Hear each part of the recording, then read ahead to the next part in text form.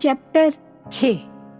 मेरे ख्याल में किसी की कहानी सुनना, वो भी पारिवारिक समस्याओं की, बोरिंग सा लगता है। कोई कहानी में विश्वास भी नहीं करता और रुचि भी नहीं लेता। फिर तुम धनेश मेरी कहानी इतने धैर्य से कैसे सुन रही हो? मैं सच में बहुत हैरान हूँ। मेरे माता पिता को तुम अच्छे से जानती थी। शादी के समय मेरे पेरेंट्स ने कहा था, देखो बेटा, अब तुम्हारे 2 घर हैं, दोनों की इज्जत का ध्यान रखना, सबका सम्मान करना और प्यार देना, हमें तुम पर भरोसा रहेगा। आज भी मुझे अपने पेरेंट्स की दी हुई शिक्षा याद है। चलो धनेश, अगला इंसिडेंट बताती हूँ। मेरे हस्बैंड की गर्लफ्रेंड जब भी अपने मायके आती थी, वो काफी दिन रहती थी। उसका मायका, जैसा कि मैंने बताया है, मेरे पति के कजन के घर के सामने वाला घर था। मुलाकात तो होती ही होगी। मेरे हस्बैंड के कजन का प्रॉपर्टी डीलिंग का काम था। जब वो आई हुई होती थी तो मुझे मेरे हस्बैंड की बातों से शक हो जाता था। मेरे हस्बैंड अपने ऑफिस से आने के बाद कहते, अपने कजन का नाम लेकर, कि उसके पास जा रहा हूँ। मैं मना नहीं करती थी। घर के कामों में मदद करने का तो सवाल ही नहीं उठता था। वहां से रात को कजन का ऑफिस बंद होने पर घर वापस आते। मुझे शक होने लगता था कि ऑफिस में मेरे पति और उनकी गर्लफ्रेंड मीटिंग ना करते हों, क्योंकि वहां से वापस घर आकर रात को मुझे बहुत प्यार करना, सेक्स करना और ऐसी एक्टिविटीज करना कि मैं समझ जाती थी कि ये जरूर आज मीटिंग करके आए हैं। मेरे सास ससुर, मेरी सिस्टर इन लॉ, देवर, किसी को कभी कोई शक नहीं होता था। मेरे हस्बैंड घर में बड़े थे।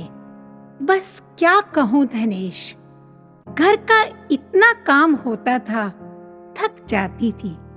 समय बीतता गया और दूसरा बच्चा बेटा हो गया, बहुत ही प्यारा। बस विश्वास करने लगती अपने हस्बैंड पर, शायद अब ऐसा कुछ नहीं होगा। बेटी बेटे के प्यार में मेरे मन की मुरझाई बगिया खिल जाती थी और खिलती रहेगी, यही अपने मन को दिलासा देती। बच्चों के साथ घर का सारा काम करके बहुत थक जाती थी। अपने आप से प्यार करना तो जैसे मैं भूल ही गई थी और बहुत कमजोर भी हो गई थी। मेरी मम्मी मुझे कहती कि तेरे पापा रात को छुप छुप कर बहुत रोते हैं जब भी वो तेरी शक्ल देखकर आते हैं। लेकिन किसी को क्या पता कि मैं शरीर और दिमाग दोनों से ही बहुत थक जाती हूँ। मैं बस यही सोचकर चुप रह जाती कि patience is the key, because when the right time comes, it will be very beautiful and totally worth the wait. समय के साथ साथ मेरी सिस्टर्स इन लॉ और देवर सबकी शादी हो गई, लेकिन इन सबका मेरे साथ व्यवहार बहुत अच्छा था और मुझे प्यार करते थे सब। समय बीतता गया। उन दिनों लैंडलाइन फोन होते थे, लेकिन बहुत कम। मेरे पति की गर्लफ्रेंड के घर उस समय लैंडलाइन फोन था, क्योंकि उसकी शादी एक अमीर परिवार में हुई थी। यह सब मुझे बाद में पता चला था।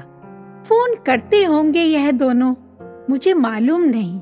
कहते हैं ना कि जब हम किसी पर शक करते हैं तो सीआईडी और भी तेज होने लगती है। मैं भी यही करती थी कि मेरे पति की गर्लफ्रेंड कब अपने मायके आ रही है, जा रही है, मेरे पति को कभी मेरे से किसी तरह की सहानुभूति नहीं होती थी कि कितनी थक जाती है, मेरी भी कोई ख्वाहिश है, कोई परवाह नहीं होती थी।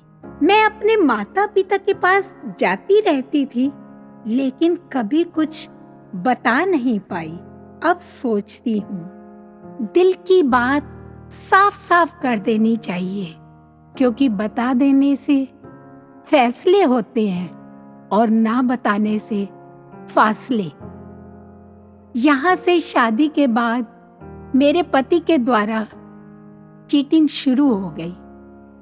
एक बार मेरा 1.5 साल का बेटा बहुत बीमार था, उसे फीवर था। मुझे उसे डॉक्टर के पास ले जाना था। सर्दी का मौसम था और शाम हो गई थी। तब मेरे पति घर पर नहीं थे। मैं अपने पति का इंतजार करती रही। उस समय फोन तो होते नहीं थे। अंधेरा हो गया इंतजार करते करते, और मुझे अकेले ही रिक्शा पर दोनों बच्चों को, बेटी और बेटे को साथ लेकर डॉक्टर के पास जाना पड़ा। आकर खाना भी बनाया, बच्चों को भी देखा। बहुत ही परेशान हुई। भूलती नहीं ये बातें धनेश, मैं कभी नहीं भूल सकती। मेरे पति रात को देर से घर आए। मैंने पूछा, आप कहाँ थे? मैं अकेली बच्चों को लेकर डॉक्टर के पास गई। कहते हैं अपने कजन का नाम लेकर कि मैं उसके घर पर था और मैंने वहाँ डिनर भी कर लिया। देखो धनेश, बच्चा बीमार था और मैं भी बहुत थकी हुई थी, इसलिए मैंने कुछ ज्यादा बात नहीं की। लेकिन मैं बहुत परेशान और बेचैन थी। मैंने अगले दिन जैसे तैसे पता लगवाया तो मुझे पता लगा कि मेरे पति की गर्लफ्रेंड अपने मायके रहने के लिए आई हुई है। मैं समझ गई कि ये रात को देर से क्यों आए। इस लड़की को तो कोई डर होता नहीं था, क्योंकि वह मायके में थी। मुझे इतना दुख हुआ कि मैं बता नहीं सकती। घर पर बच्चा बीमार और यह अपनी फ्रेंड के साथ एंजॉय कर रहे हैं। कभी कभी मर्द इतने गलत नहीं होते, एक औरत भी गलत हो सकती है। वरना शादी के बाद किसी और शादीशुदा मर्द से मिलने की क्या जरूरत। पास्ट तो पास्ट ही रहता है, वो चाहे कुछ भी रहा हो। मैंने सोचा कि मेरा पति उससे, जो अब किसी और की पत्नी है, मिलने की हिम्मत कैसे कर सकता है।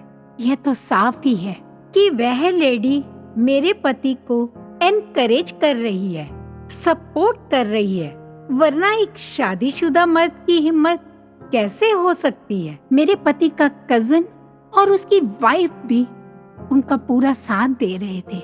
बस फिर क्या, मैं एक दिन हिम्मत करके उस लेडी से मिलने उसके मायके चली गई। वहां मेरी क्या बातें हुई अगले चैप्टर में बताऊंगी।